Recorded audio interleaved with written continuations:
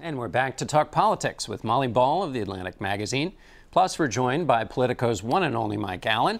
Peter Baker is the White House correspondent for The New York Times. And Fernando Espuelas is a former Univision radio host and a contributor for The Hill newspaper. Welcome to all of you. That was Rick Santorum, not exactly embracing Donald Trump, another one who's running who is distancing themselves from his remarks. But I want to play a clip from Jeb Bush, who kind of took it one step further, talked about the party. Let's listen to it. But politically, we're going to win when we're hopeful and optimistic and big and broad rather than,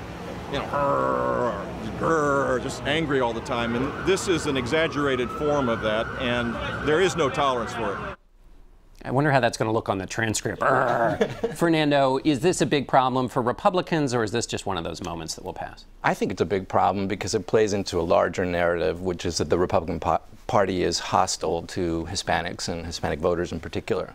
And that last comment we just heard from Governor Bush actually is after his first comment, which was, it's wrong, and then avoided the whole question. So I think a lot of the candidates have had a bit of trouble trying to deal with what Trump said, but have not wanted to cross the line to criticize him. Mike, go. No, they're afraid of him. The reason that Senator Santorum didn't just say no to your last question is that Trump has a very specific constituency. He's second in New Hampshire now, and it goes beyond the sort of Kardashian, like car crash appeal. It's the sort of anti-Washington, mad at politics appeal that Perot years ago tapped into. And remember, a few years ago, these candidates were going, including Mitt Romney, going to Trump, trying to get his endorsement because he does have a following, and they're afraid, A, of alienating the people who like him, and B, they're afraid of him going after them. Molly, Donald Trump has said he has not backed away. He's doing a lot of things we were not used to seeing in politics. He has not sort of gone away from these remarks. He's jumped in with both feet.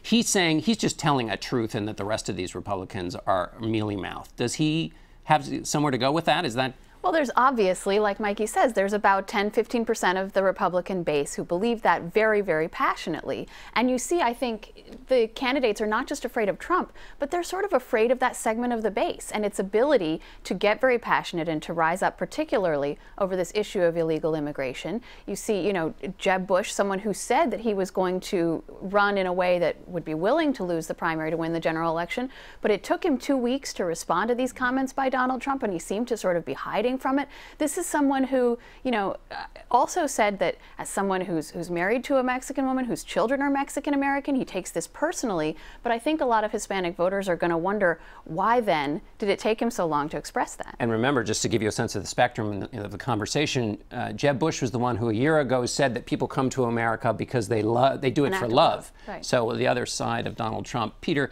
the Washington Post said Democrats love this. Yeah. You think so? You think they can? Sure, why not? Yeah. Well, Democrats had their divisions on display just a couple weeks ago on trade. They were at war with their president. Of course, they would rather Republicans be talking about things that the Republicans don't want to be talking about. They don't want to be talking about their own divisions on immigration. They don't want to talk about their own divisions on same-sex marriage. All the candidates are against same-sex marriage, but there are degrees, and they're uncomfortable with the issue because they know that while a lot of their base still believes very fervently this is a wrong decision morally and legally, there are a lot of Republicans these days who feel differently. And it's been striking to see not the liberal reaction to the same-sex marriage ruling, but the conservative reaction to same-sex marriage, in which a number of them have actually embraced this as a reasonable thing, and others aren't, and they don't want to talk about that right now. Mike Allen, Donald Trump is likely to be on that first stage on the debate. Do you think that matters, that it's a problem for other candidates? Sure it does, because he soaks up airtime that others would like. This week on Tuesday, Marco Rubio is going to be in Chicago giving a speech about 21st century jobs, tech, and innovation. The next day, Donald Trump, we've learned, is kicking off a 5-day, 5-state tour. He's going to be in California, where there's been huge attention to these remarks. Nevada, Arizona, Louisiana, Florida, Louisiana, Virginia. Which of those do you think is going to get more attention? And on the stage, you would think that Christie would be the big presence. The drama about will Carly Fiorina need to be on the stage, which, if I'm a Republican, I really want her to be on the stage just for the optics. But Donald Trump, with his name recognition, it's going to be hard for him not to qualify. Molly, another entrant, joined us in the race this week, Christie. Mike just mentioned him.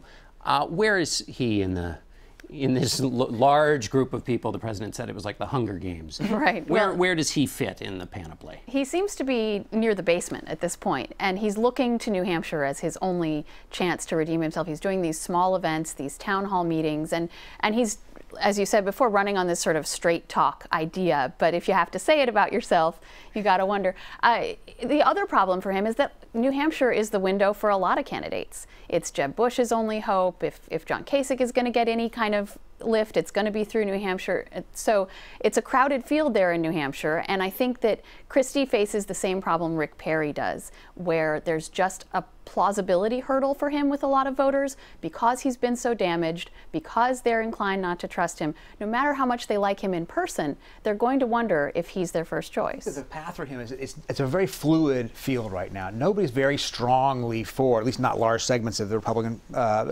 voters are strongly for this candidate and aren't able to be shaken off of them, right? So you go into these debates and you make a splash, you say something interesting, you grab somebody's attention, and you suddenly can reshift the field. I mean, right now, Christie's path looks kind of hard to see, but it's such an open field right now. We've never seen it in Republican primary in our lifetime. Yeah, no, I was just going to say, yet again, most of the candidates have very little support and I think are functionally invisible to the voters. So I think the debates will be critical, and I think Donald Trump's involvement in those debates, while perhaps very interesting from a television standpoint, I think is going to derail that debate because people are going to have to respond to him in some fashion. They can't run away from him like other people have. Mike, should Chris Christie have jumped at his chance in 2012 when people were flying from Iowa, when people were gathering in conference rooms to say, please run? Should he have jumped at it? Is that the lesson in presidential politics these days? Well, and it was the lesson long ago. Barack Obama, everybody thought he should wait. And the Obama lesson is jump in. It's why Senator Warren will never be hotter. And it's surprising that she didn't go this time because Chris Christie now has a lane problem. And it's not just on that bridge, but his lane problem is that there are so many other establishment candidates who are soaking up his money and his votes. A lot of the Jeb Bush money, Jeb votes, the Ohio Governor John Kasich getting in later this month, any support that he gets in New Hampshire, where Molly's exactly right, so many people are banking on it. Those would be Chris Christie votes as well. So you saw a mashup of his announcement speech and you were reminded why people like him and what his appeal is in a kind of angry country where people don't know who to trust. But the math is just very tight.